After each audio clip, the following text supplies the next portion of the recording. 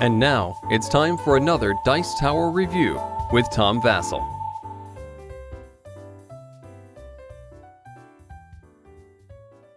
Confucius, a game that's hit the rage, I suppose, of the worker placement games where you put a piece on a certain spot on the board and that lets you take an action.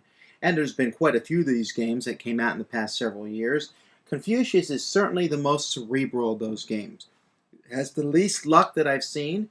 It has a lot of interaction and really has some more difficult paths to victory, I think.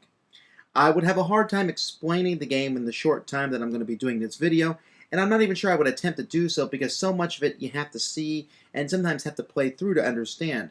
In fact, I would say that playing through your first game of it, you would not really know the best actions to do. You wouldn't really be a competitive player until your second game. All that being said, I don't like the game. However, I do think there's a certain group of people who will like it. If you like more cerebral, unforgiving games like Age of Steam and maybe some more of those railroad games where you have to make the right decisions at certain points of the games or you will lose, I think you'll like this. I also think that while the game says in the box that it plays from 3 to 5 players, that you should never play with less than 4. And if at all possible, play with 5. The game's very beautiful. The game looks good. Here's the board. And let me show you the board as it is set up during the course of the game. As we look at this board, we can also see basically how you win the game and how you get victory points. 2 of the major ways to get victory points are on the bottom. On the bottom left, you can see places that you can invade working together as a team, and you'll get points for those. On the bottom right, you can see foreign lands that you can send ships to, and sending those will get you certain points depending on how many ships you send out. And I mean, if you're the first one to discover the foreign land. And then if you control the 3 ministries that are shown in the middle of the board, there's 3 different ministries that have different abilities during the course of the game, and you will be bribing different officials there so that you can take over that ministry, and those will give out several points. There's a few other points, but those 3 bottom things are the main focus of the points of this game. On the top, you can see the different boxes, and those are where you would be placing your workers to take the actions that you can take.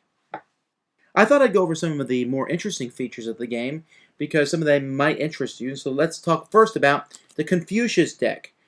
This deck you'll be drawing from over the course of the game to pay for your attacks on foreign nations or to discover new lands or to bribe officials. And on the back of each card it shows both coins and licenses. The total is always 4, so this card has 1 coin and 3 licenses, while this one has 3 coins and 1 license, and then of course there's 2 and 2.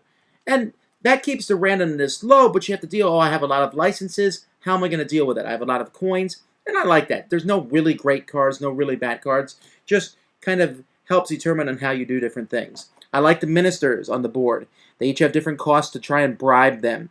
And once you bribe them, they give you some bonuses. Some of them give you a bonus that it's cheaper to bribe other officials. Others give you a bonus when sending out ships. And so there's a usefulness to that. The actual going to other countries and invading countries, to me, is a little boring, but it's still possible to be done. But I think the most unique mechanic of this game, or at least certainly the central mechanic to the game, is that of gift giving. And that's why I think the game breaks down with 3 players, because the gift giving just doesn't work as well. But over the course of a game, you're allowed to give gifts to other players. And each gift has a certain value on it. And when you give that gift to another player, that player is basically in debt to you. And so you may need their support when a public official goes up for election. You may need things from them, and they are, it doesn't use the word vassal, but that's pretty much what they are. But they can counter your gift. There's different ways to stop a gift, and they may give you a better gift. And so there's different ways into gift giving and going back and forth. Not to mention that with all this gift giving back and forth, the more gifts that you have given and / have received, you can then put more markers out when you're trying to pick what selections you're going to do each round. Players start with 3, but you can get up to 5, and the more markers that you're putting on the board, the better off you're going to do. Here are some of the actions that you can take on your turn, and for example, you can bribe officials here. You can then secure the official to make him completely and totally yours. You can nominate students. These studies will then, there's 2 different students that will study on another part of the board, and eventually one of those students will become an official himself, and there will be an election, and you can force that election to happen. You can buy ships to send out on voyages, and then you can start the voyage. You can recruit armies, and you can invade enemy lands. There's still other gifts. You can buy these gifts. You can give gifts. You need to obviously buy them before you give them. You can transfer influence. You can petition the emperor, although that's only used in the advanced game. And you can try and get income. You can only do that once per round, and this is one that people will often do. You can take taxes from your people.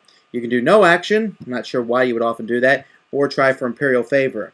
Now, like I said, I'm not going to explain all these actions in great detail, but there is certainly a wide variety of things that you can do. The game comes with a lot of pieces involved in the game. You've got cubes, you have octagon pieces, you have pawns, there's different little wooden ships, and then there's lots of cards and tiles, the tiles for the different administrators, different victory point tiles.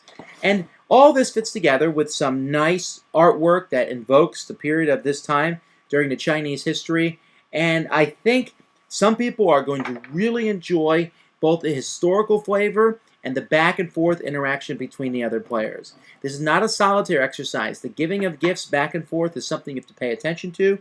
You have to watch who's controlling each of the three major ministries, the Ministry of Public Works or the other ministries. Which are you going to do? There's no way you can do everything. You'll never have enough actions to control everything on the board. If you put a lot of emphasis on sending out foreign voyages, then you're probably not doing a lot invading the other lands, and vice versa. And if you put all your effort into bribing the officials, well, then forget doing anything overseas. That, combined with the gift giving, makes this an excellent game. I can look at the game, I can look at the rules, I played it, I can see that it's an excellent game, and yet I personally don't like it. It just isn't fun. And maybe for you it would be. Maybe you'll enjoy the whole going back and forth. And normally I would, but there wasn't laughter and enjoy. It was more of a very serious event. And the game seems to exude that seriousness, to exude bribing these officials as a serious affair. No, I'd rather laugh while doing it, and I'd rather be able to make a few mistakes and still do okay in the game. This does not reward mistakes easily. You mess up a little bit, you can easily fall behind. A good game, I just don't like it. Thanks for joining us today. For more written, audio, and video reviews, as well as the #1 board game podcast, check out the website at www.thedicetower.com. Until then, this is Eric Summerer, and you've been watching The Dice Tower.